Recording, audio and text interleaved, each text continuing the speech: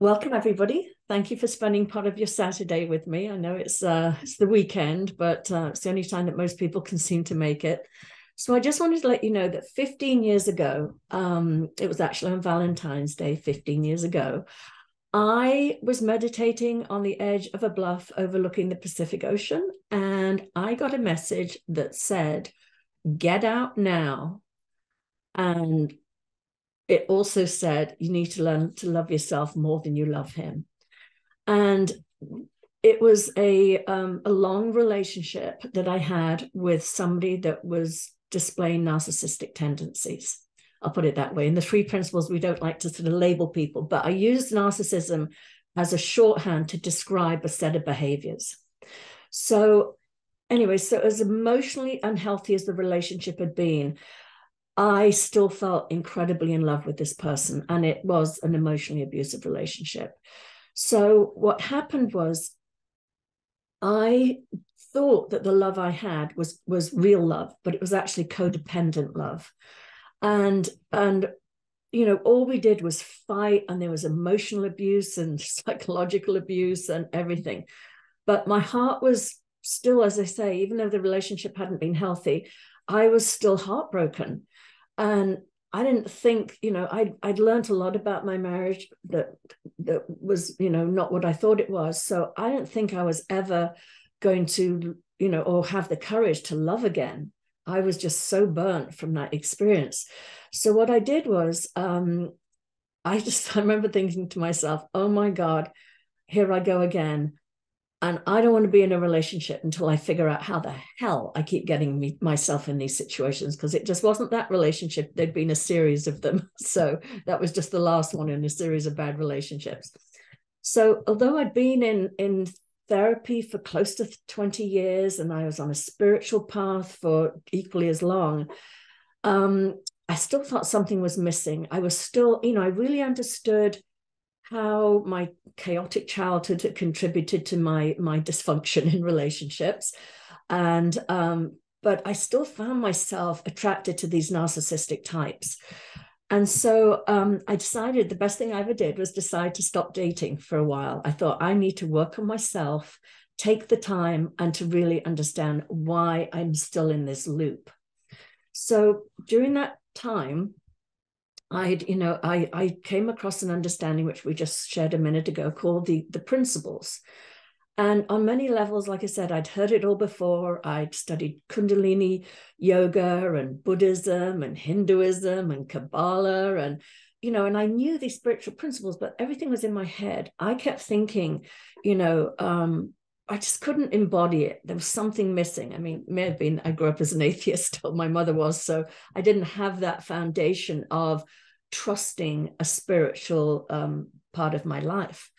So anyway, so I'm happy to say that after those 2 years alone, working on my relationship with myself and studying the principles, immersing myself in everything I could get my hands on, I not only fell in love with myself, but I also found the love of my life. That was after the 2 years. So gone are the days of, screaming fights and walking on eggshells and being gaslighted in my relationships. These days, I am not afraid of being myself. I don't walk on eggshells anymore. I speak my truth. I hold healthy boundaries, and I'm not afraid to stand by them. So I really credit, as I say, I credit my therapy. I thought it was amazing. It really helped me on so many levels. But it was really, I called it, coming across the principles was the cherry on top of the sundae when it came to me seeing things on such a deeper level. So I'd like to share with you some of the things I saw and how they helped me create the relationship that I now have today and have had, thankfully, for the last 13 years.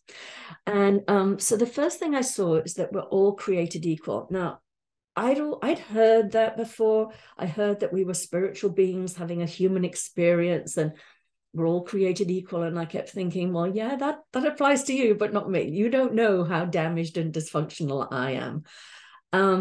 But there was something about the principles, and I'd heard this in Kabbalah too, that we are 99% spiritual and only 1% human. but we're rolled into one. You can't separate one out from the other. But when you realize that 99% of us is spiritual, well, of course we're all equal, because none of us come into this world, a little more spiritual than anybody else.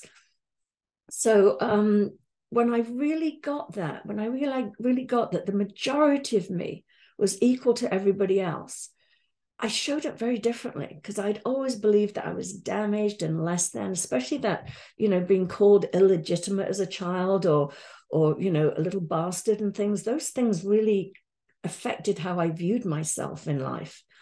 So I know a lot of people are saying, well, of course we're all different. Well, yes, on the physical, that 1% we are different. Some of us are shorter or taller, or fatter or thinner, and some of us are blonde and blue-eyed, dark and brown-eyed. Some of us have, higher IQs, and some have higher EQs.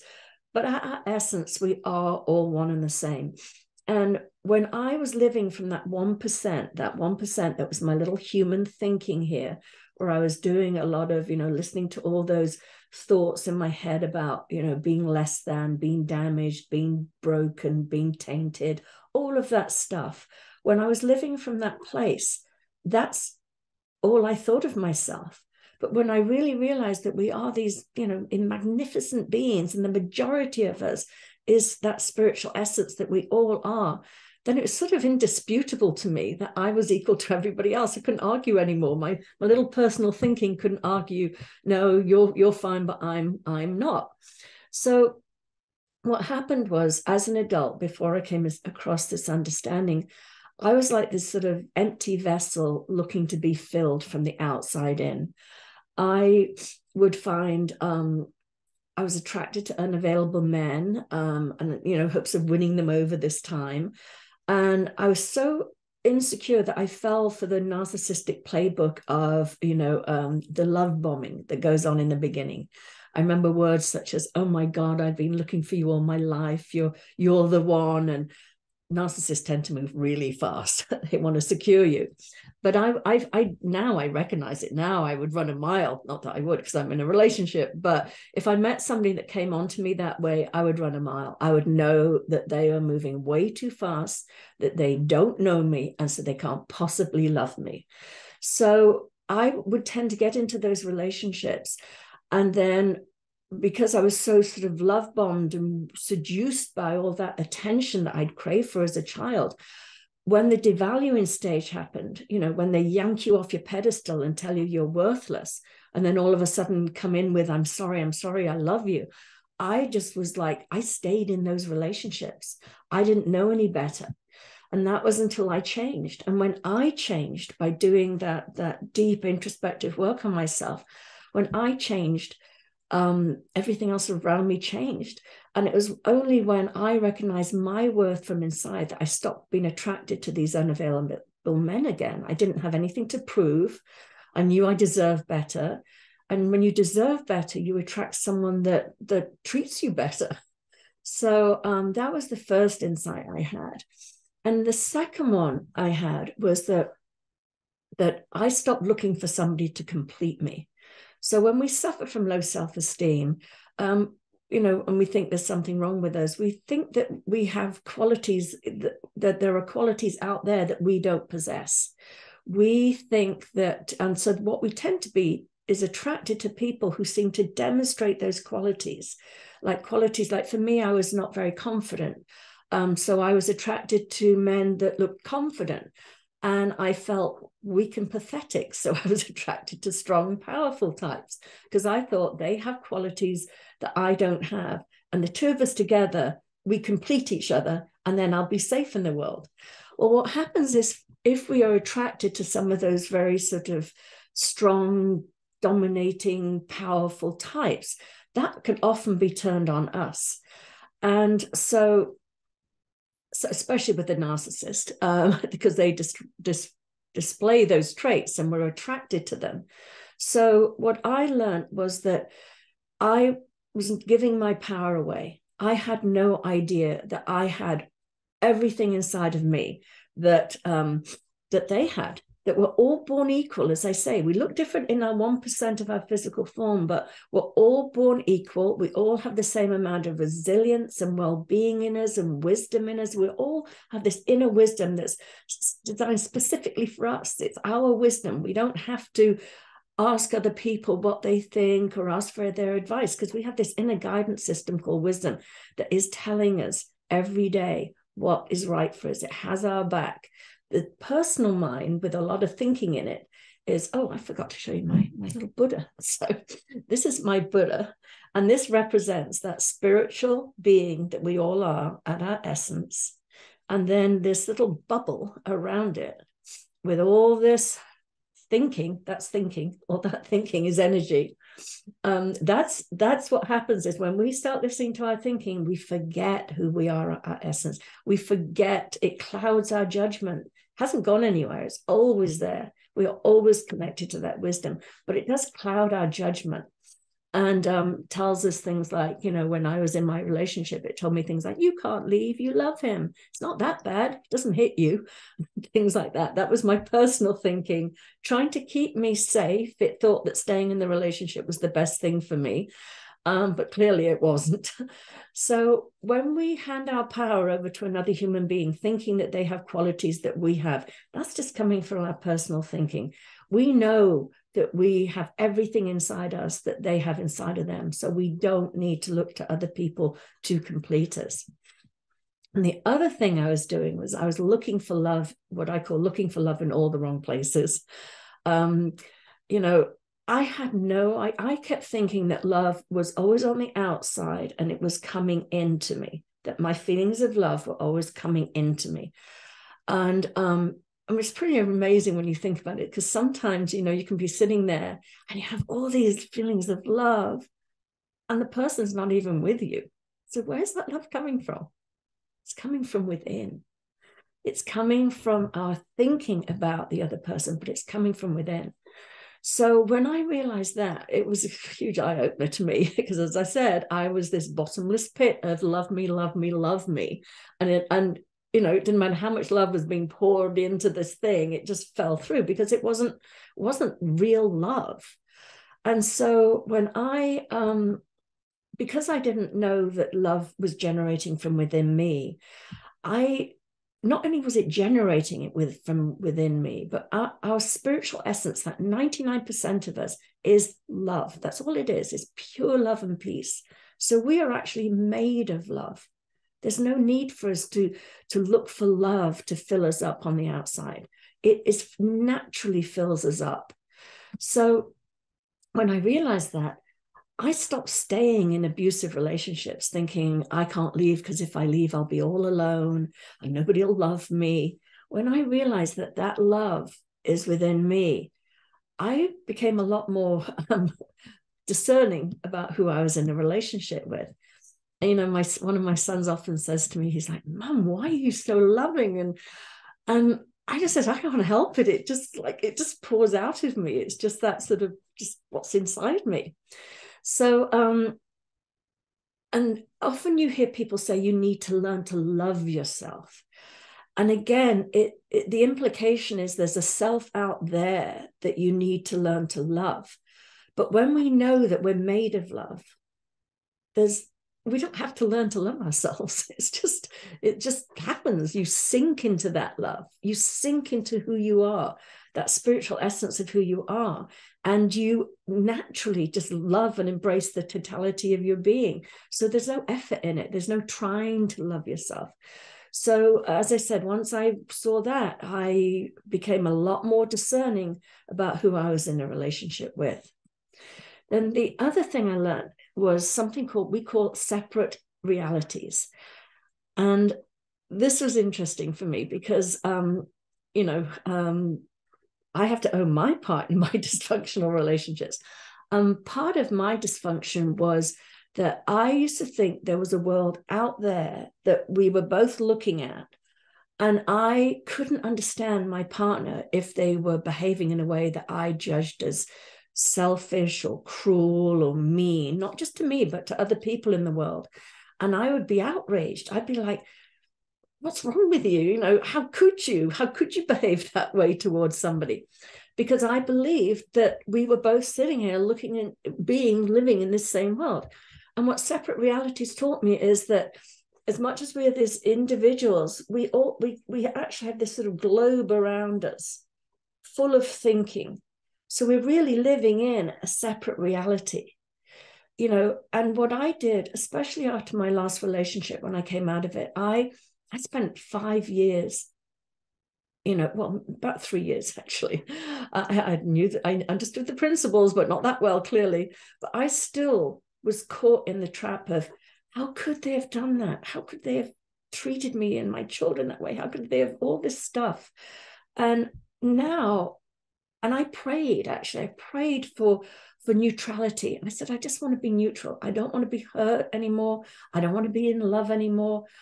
I don't want to be in anger. I just want to be neutral. And it was the separate realities that really helped me gain that neutrality. I was able to stand over here and witness this person in this thinking that justified the behavior they were doing.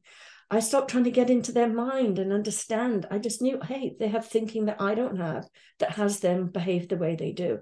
And that was really amazing for me, because it helped me let go, helped me move on from the pain of the past and move on to creating the happy and healthy relationship that I have today. So the other one I want to mention is healthy boundaries. Before coming across the principles again, I had no idea what a healthy boundary was. I thought I did. But from a very early age, I learned to say yes when I meant no. And when you grow up with a narcissistic parent, you grow up without a really strong sense of self. And, you know, I was raised to be a people pleaser, to always put other people's needs ahead of my own, even when, you know, things were outrageous that were happening in my childhood. And I was also sort of separated from my wisdom. That wisdom, as I was talking about, that guidance system we all have inside of ourselves. I just stopped listening to it. It didn't go away. It wasn't disconnected. It was always there. But because I was denied that wisdom, I was told, oh, no, that didn't happen. And, oh, no, you know, they didn't mean it, or things like that. I started just rationalizing and living in my head. And that rationalizing could get me into a lot of trouble, as I say. So if I was in a relationship where somebody violated a boundary or crossed a boundary of mine, I would rationalize it away. Oh, they didn't mean it. Oh, you know, even though my wisdom was screaming, that's abusive, I was rationalizing it away, because that's what I'd been taught as a very, very young child. And the other thing is, when we do move our boundaries to accommodate bad behavior by rationalizing it away, we're basically teaching our partner how to treat us. You know, so during my last negative relationship, I would often say, that's outrageous, I'm leaving. I would have my hand on the door and I'd be ready to leave, but I never left. And I had reasons. I wanted to give my children the two-parent perfect childhood I never had. So, but again, you know, I was rationalizing it away. And all that does is teach our partners that, you know, it doesn't matter what we say, they can railroad over our boundaries. There will be no consequences. And they can continue to do what they're doing, even if it has a negative effect on our relationship. 1 second, I need a tissue. I might sneeze. So when we truly love and value ourselves, we stand by our boundaries, knowing that we're entitled to be treated with love and respect. Now, the other thing I used to do that was not helpful in a relationship was lose myself. So I would again, because I put other people's needs ahead of my own, I would put all my attention on my partner and try and keep them happy. That was that people pleasing. And I would twist myself into a pretzel to keep them happy. And I was so focused on them, I had no idea what I wanted in life. I had no idea what I wanted in life was keep everybody happy. That's what I wanted. But I had no deeper truth of, who am I? What do I want in life? So, you know, that was very different in my current relationship. And what I really realized was that I needed to stay independent. I needed to stay, not needed to stay, I wanted to stay. And I had the room to it. When I wasn't in a negative relationship that was draining me emotionally and psychologically, I actually had the bandwidth to discover what it is that I wanted in life and to work on myself, because I have the love and support of somebody that just doesn't bring drama into my life, isn't demanding or jealous or all those other things that used to just consume me. So what I did was actually sort of maintain these healthy connections with my family and friends, which again, if you are in a narcissistic relationship, a narcissist does like to separate you from your family and friends. They like to have you dependent on them so they have more power over you. So in my coaching, I often have people that as I say, abandon themselves in a relationship, and they abandon their friends as well. They make it all about the man they just met. And what they do when they do that is, well, it's not only unfair to their friends, but it also, as I say, puts you in that isolated position where you can start to be brainwashed into thinking that it's all you. And, narcissists love to project blame and on you, and you start to doubt yourself because you don't have healthy people around you, like your family and your friends, to reflect back to you, no, you're not crazy. So it's really important, again, that we stay healthy and individuated instead of enmeshed like that.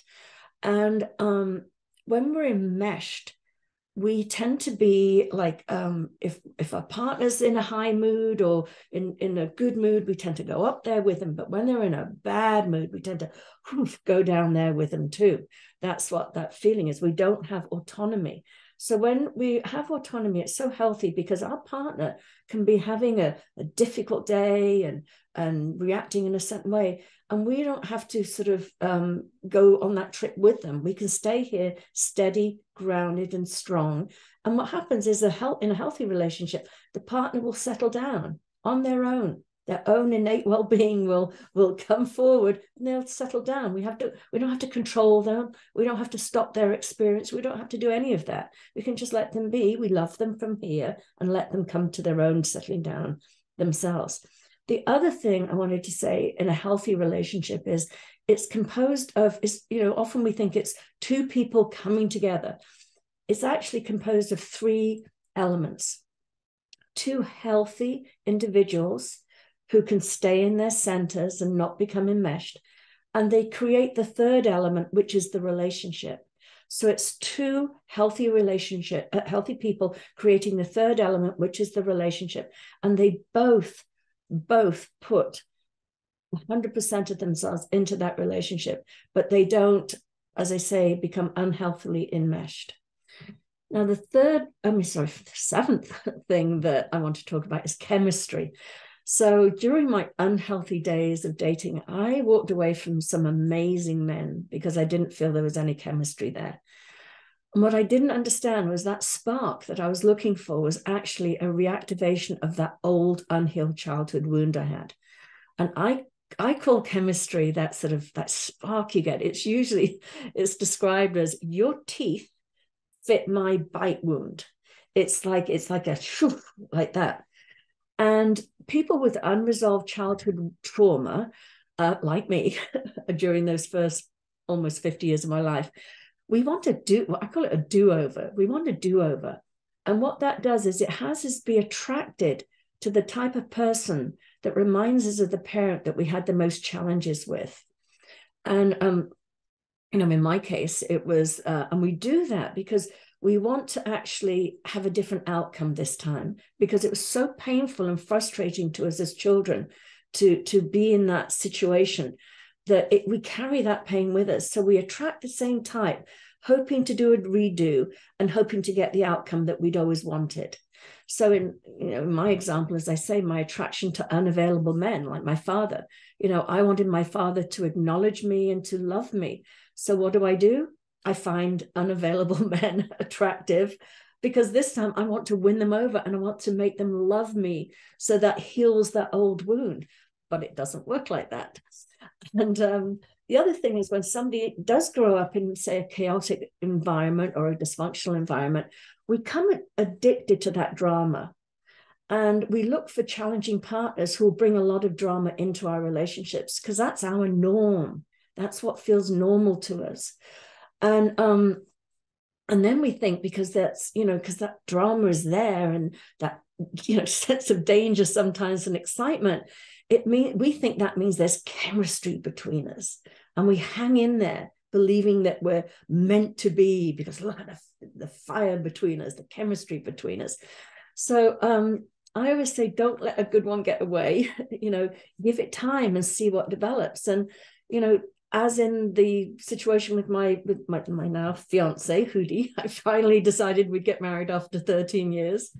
But with him, when I first met him, as I said, it was when I first came out of that 2 years of working on myself. And, I went out and he was a really nice man. He was a very attractive man, but there were no sparks there. And I thought, oh, well, he's nice for now because I've got to raise my children. I don't want to be madly in love. But what was so interesting over time is I fell so deeply in love with who he was. And, and it grew every day because every day he showed up as a man with integrity, no drama, steady as a rock, which when I first met him, I thought, oh my God, I'm going to die of boredom. And he's not boring at all. He's very bright and very intelligent. But I was used to the dysfunction. So I just want to say to you, and when I work with my clients, I often say, don't walk away. If there's sparks, if the sparks actually, that's a cue, beware what's been activated here. And if there are no sparks immediately, give it time. Give it time. Because I think real love grows as we get to know each other. So I highly recommend that we take the time to get to know somebody before making a decision. I have a very good friend who followed my advice, who kept saying no to a man she didn't think had chemistry. And, 3 years later, they are madly in love and ready to get married. So, and the other point I wanted to make is when I teach again my clients is this, what I call this bank account of love and goodwill. And, I consider like that love and goodwill is the foundation of a relationship. It really is. It's born out of respect for each other. And I literally look at it like it's a bank account. And it's so easy to put little deposits in there. And the little deposits are when we tell each other how much we appreciate each other for the tiniest things, like, oh, you emptied the dishwasher. I love it when you do that. It hurts my back. Or when somebody opens a car door for you and you're like, I love that you take the time to do that. And after 13 years, I still comment on how amazing my partner is. Because I see the light in his eyes, and I equally know the light that comes into me when he tells me wonderful things about me. But so many people I know, and a lot of my clients in the beginning, they recount stories of how they react with each other in their relationships. And there's a lot of, they find what's wrong with the partner. They find what's wrong with the relationship. So they're picking. It's a constant nagging and a picking. And they don't realize that criticism is chipping away at the foundation, of that relationship. We become sort of exhausted from the constant negativity. We sort of nag and blame and point out each other's faults. And, it's something that we do unconsciously, but I think it's something we really need to pay attention to.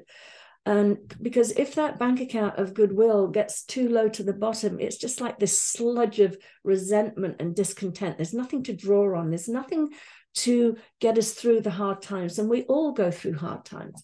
Hootie lost his house in the Malibu fires about 3 years ago. And that's a hard time when you lose everything that you had. So he needed my love and support a bit more during that time. Then I lost 3 family members, my mother, my sister, and my sister-in-law in the space of 6 months. I needed a little bit more support at that time. But we both consciously and lovingly keep making those deposits, so we never get to the bottom, and there is always that, you know, beautiful feeling between us. So the one thing, again, for full disclosure, that when I was in my negative toxic relationships, you know, I would engage in the name calling, in, you know, and, you know, in defense and in counterattack and things like that. And I swore I was never going to bring that into another relationship, because I really do think that, you know, you can only, a relationship is like a vase, and you can only smash it so many times. You can always pick up the pieces and glue them back together before they're just shards that just cannot be glued back together. And I think unconsciously that's what's happening in many of our relationships. We've said things and done things that, you know, tear each other down to the point where there is nothing left there. So I know that in the relationship I have now, we are very, very aware of responding to each other, never reacting. If I feel reactive, I'm going to take some space. I just take some space. I don't believe in that adage of don't go to bed on an argument. I think the best thing to do is get a good night's sleep and go to bed and wake up in the morning and say, oh my God, you know, what was I thinking last night? I was so wound up, or I was so whatever. So, you know, I remember I learned something when I was studying Kabbalah, where they had us mix salt and pepper together. And that's so easy to put salt and pepper together. It's just, you know, pour it together, whirl it around, gone gray, white, black, white, gray. But then they told us, now try and take out the pepper. Those are all the negative words that you say to each other. And you can sit there for hours trying to pick out those bits of black pepper, but you know what? You'll never get it all out. And it leaves a stain on the relationship. It leaves a sting that you can't pull out. So what I wanted to end on here is our outer world reflects our inner world.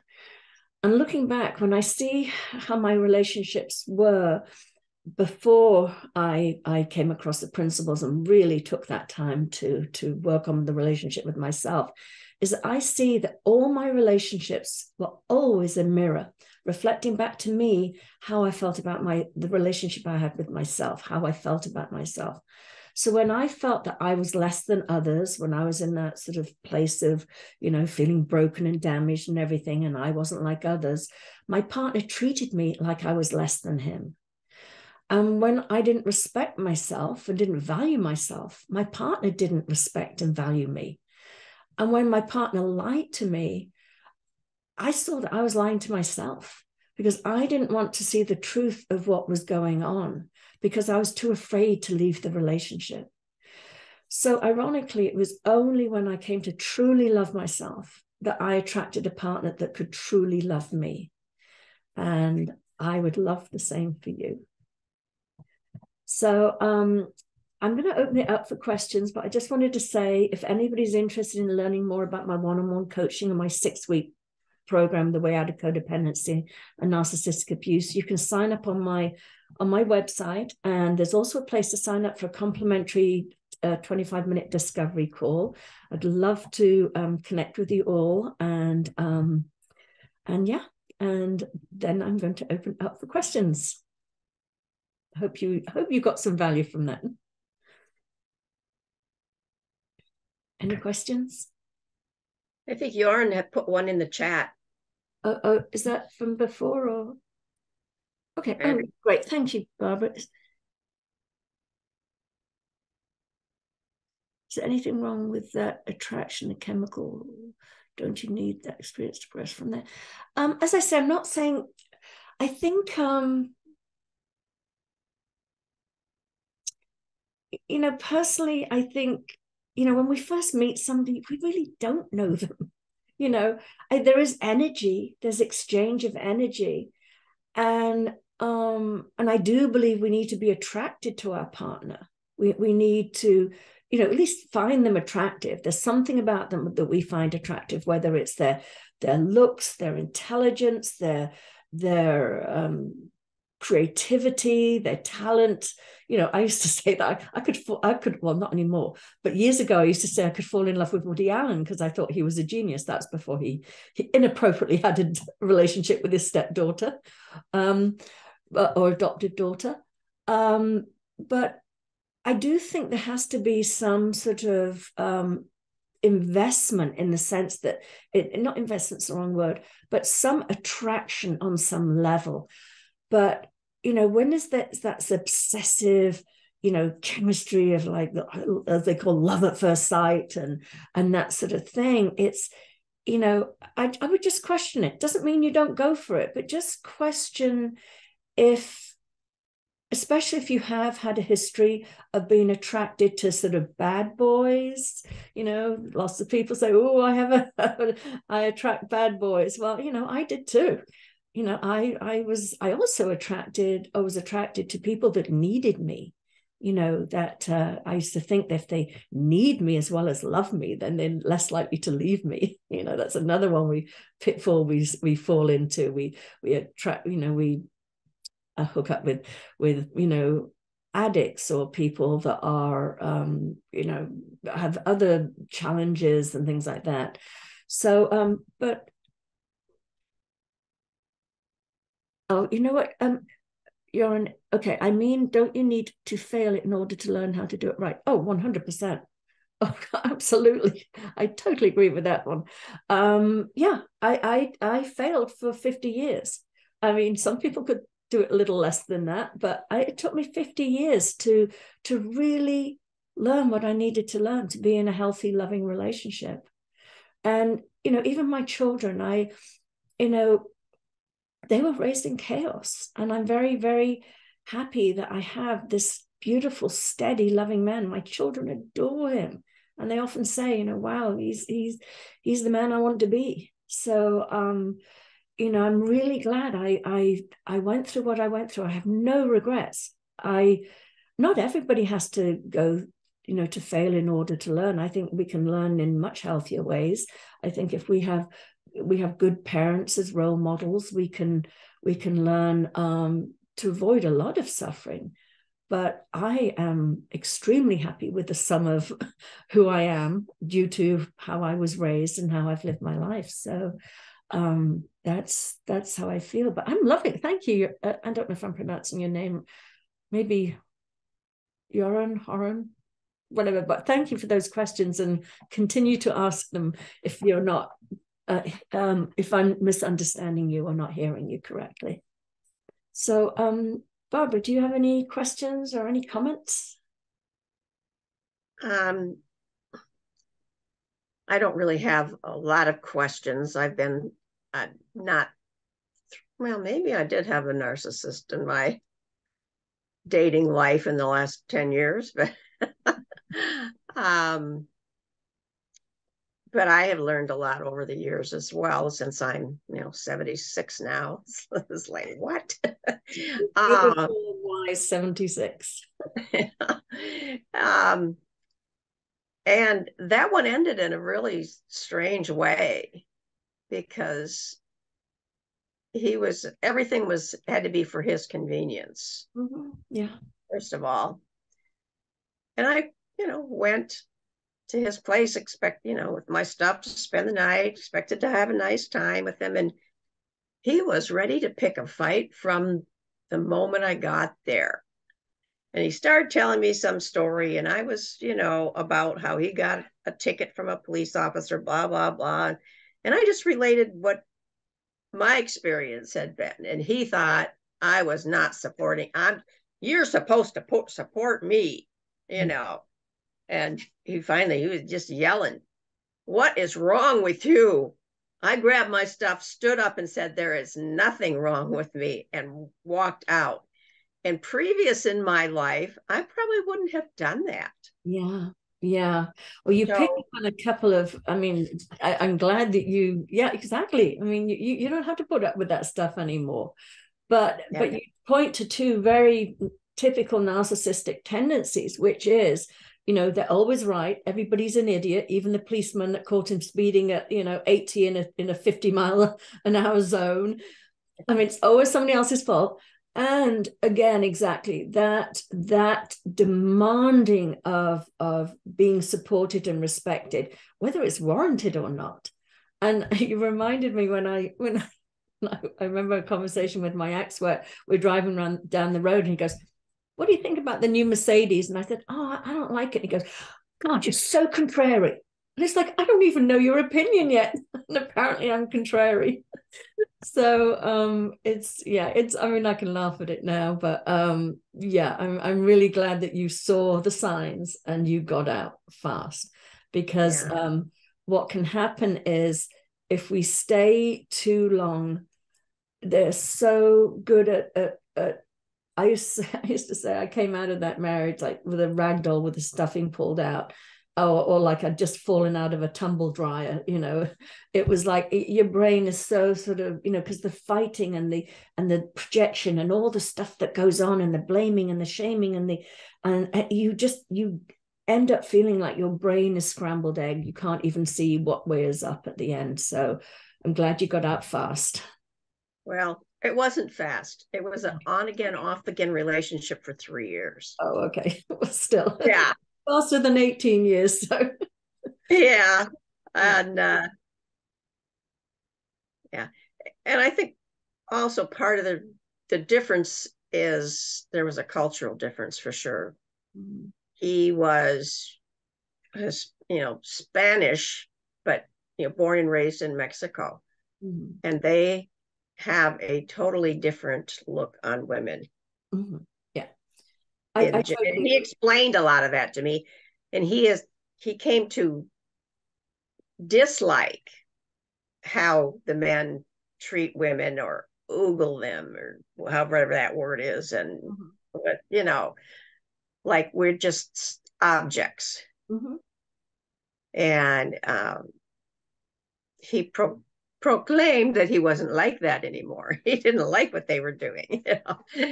And yet I think part of him was, a lot of him was still immersed in that culture.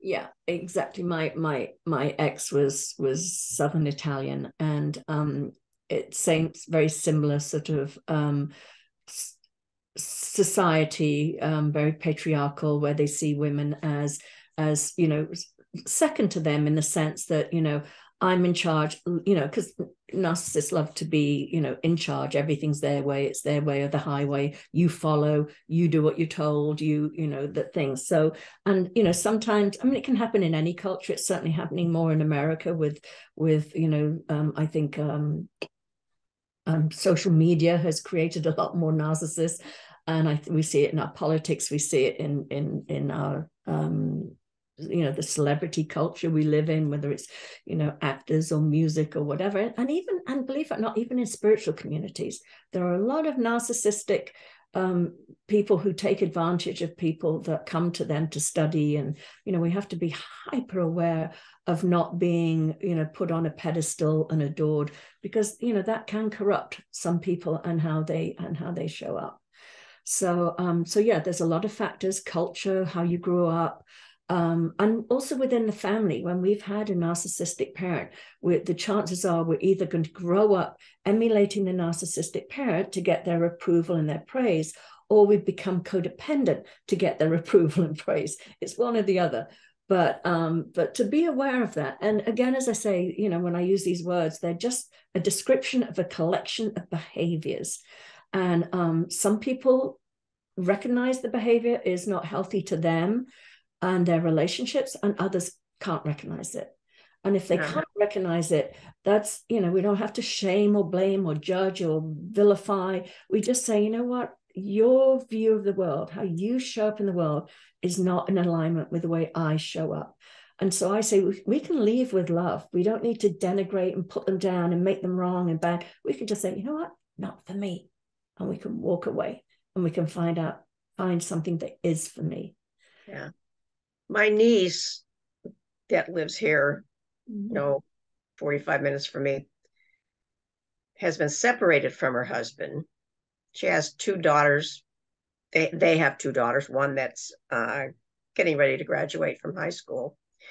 But he is a narcissist Mm-hmm. and very controlling. and she makes more money than him. She's got her own design business and, marketing that she does for companies. And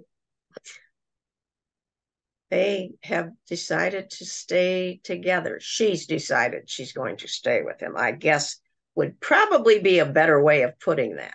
Mm-hmm. And of course, my sister that lives here, that's her mom, just everybody's still worried because he doesn't seem like he's going to change. He's, tried a few times, but just, yeah. I don't think they can change when they're narcissists, can they? That's the debate. In the three principles world, we'll say that anybody can change. If we see something, we can change. So I will always have that there. In general, if narcissists don't get help or to see how they come from a very wounded place. This is not, they look powerful, strong, and domineering and everything. They come from fear. Their thinking is fearful.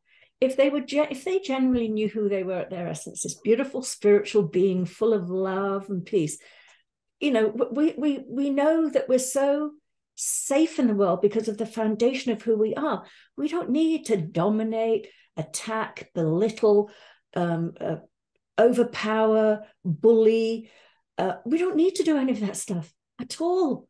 We are so confident in who we are. We just go out into the world and just live a really lovely life, and we're kind to each other and we're generous, and there's no need for that. So that shows you right there that their thinking comes from a place of fear. So, but some people are not self-reflective, and they will just continue to behave that way through this lifetime. I would say, if you want to give you, I would give my website to your niece, because I teach a 6-week program, and I'll tell you, the outlay is like the first day is the spiritual foundations. Then I talk about codependency, narcissism, the narcissistic codependent dance, and then the 5th week I say, should I stay or should I go? Because not everybody wants to go. But there are ways, if you want to stay in a relationship with a narcissist, there are ways to stay that are going to be far less harmful to yourself, to your children, and to the narcissist. There's a way to show up in that relationship. It's going to require that you not look for deep emotional connection. But if you're okay with that, because you have deep emotional connections to your family and your friends, you are not looking for that because narcissists do tend to view people as objects to serve them. So there isn't a deep emotional connection there anyway. We're fooling ourselves. I mean, that's why a lot of narcissists move on so quickly. It's like, once they're done with you, once you're not that source of feed for them, they discard you like a pair of old sneakers, and they're on to the next one. And you're left thinking, didn't I mean anything? Well, the truth is, no, you didn't mean that much.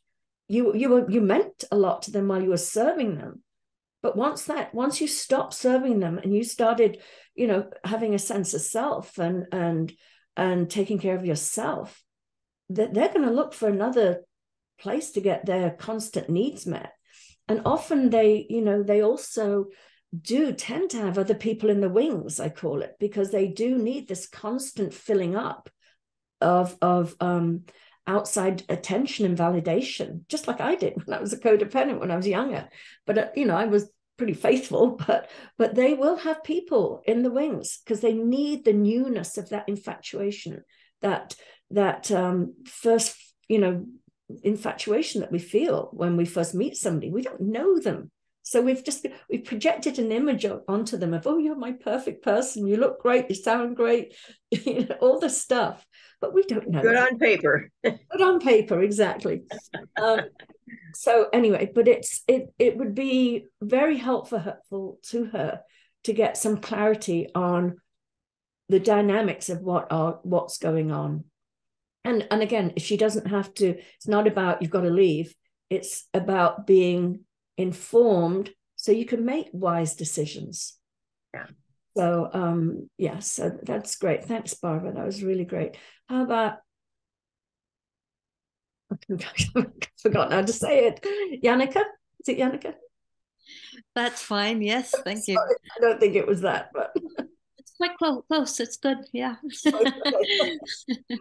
No worries. all right. Do you have any questions or comments or anything you'd like to make? Um, while you were talking, I was kind of recognizing people that I like, my friends, or people that you've known through your life, Mm-hmm. met, and whatever. And I did have a relationship before the one I have now, um, where I don't know. I'm not sure if I would say that he was a narcissist. And I haven't really. I'm not going to spend time on going back and analyzing what that was and was not. But I know that it wasn't a good relationship, and my friends saw it, and some of them tried to tell me, and I kind of knew, like somewhere in me, I knew that this is not good for me, but I have to see this through. I had some sort of, I just need to finish this sort of, and I don't know why. It didn't help, like them telling, my friends telling me that this is not good and blah, blah, blah. It was sort of an on and off and yeah, blah, blah, blah relationship. But I just needed to sort of see it through Mm-hmm. at some level somehow. Mm-hmm. um, Even though I did know that it wasn't good. Yeah. Um, and yeah, then that ended, and um, I don't remember. A couple of years later, or whatever it was, I met my partner now, and I know, like all these dating rules, like you have to wait 3 days before you send a text, or you don't have, like, you can't seem too interested, or you can't this or that.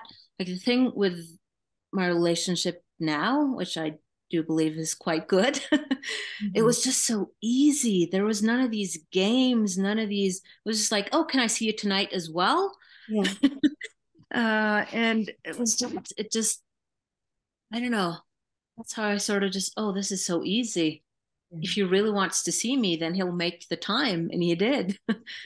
I I just, love that. And you're so right. It, all these rules and it's so just it's so to enter into a relationship playing games trying to manipulate each other is just so wrong. And again, it's follow your wisdom, follow your heart, and in the sense of if ask for what you want, and it's okay to say yes, I want to see you again on the second day, instead of being like, oh no, I got to pretend I don't. Go for it, get to know each other, spend time together. I'm fully for that. And you said something else that was really important.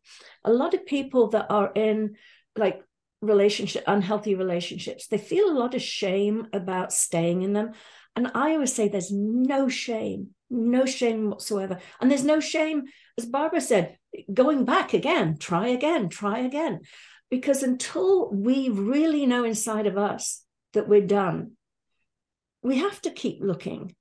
Because when I finally left mine, I mean, I left mine like 3 times before I finally left.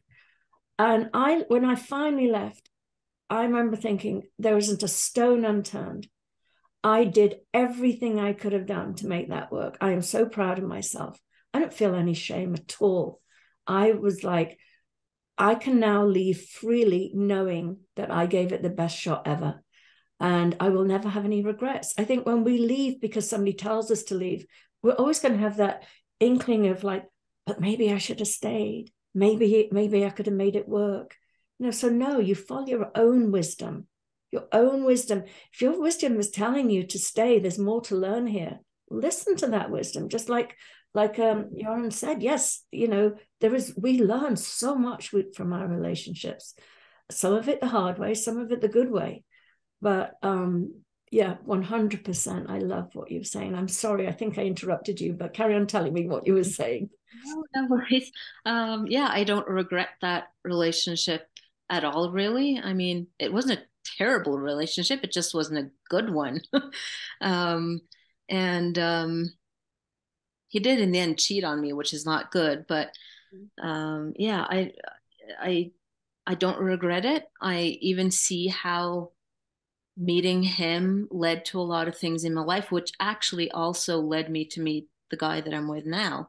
So Mm-hmm. I'm happy with it. But even things like just noticing, I mean, it's not like my partner now is perfect. We've actually been together for, I think we're going to be 19 years this summer. Oh, wow.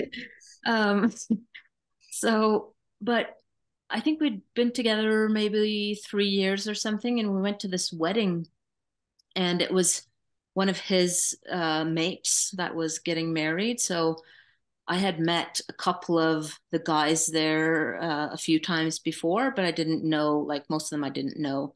Mm-hmm.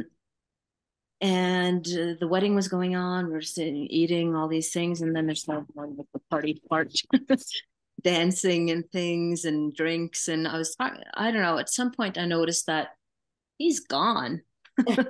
Like, where is he?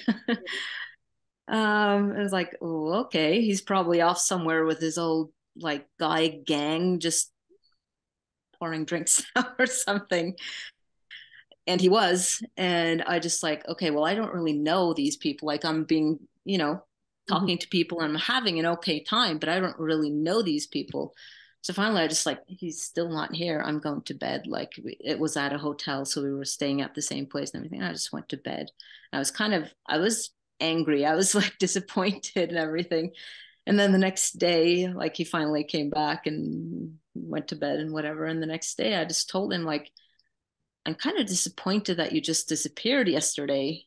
I don't know these people, and you were just gone and having fun with your friends, and I'm stuck here with all these people that I don't know. And and I just saw his face like, oh, and I saw him sort of thinking and realized, like, I'm so sorry. I didn't think that way yesterday. Of course.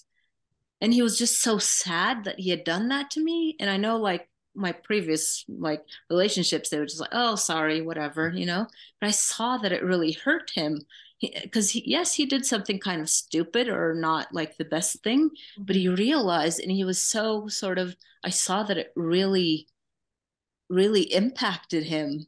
And that's just like, okay, you're a good one. Like, Yeah. you realized your mistake, and you said, like, I really saw that he was sorry, and just like, okay, we're good. Mm-hmm. That's fine. Absolutely. That's, that is, it's that, and I love what you're saying. I also that you were able to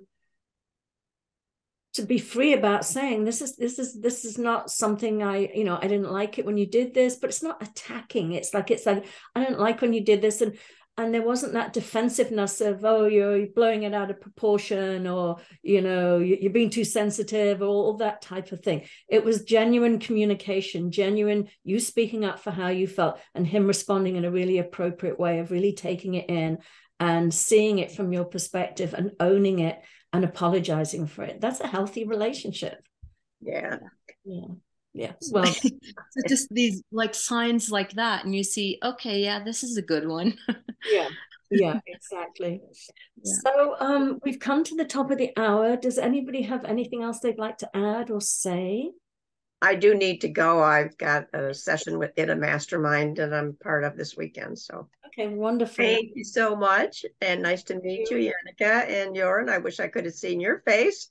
But I've put the link in if anybody is interested in knowing more about my upcoming oh, hang on, is that the that's the Way Out program I do. If anybody is interested or wants to sign up for a free discovery call, you can go to my website, Adey-Jones.com, and sign up there.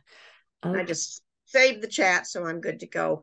Okay. Great to see you, Del. Thank you so much. Bye, Barbara. Bye. Bye. Bye-bye. Thank you so much. Thank you for joining me. Take care. Bye-bye.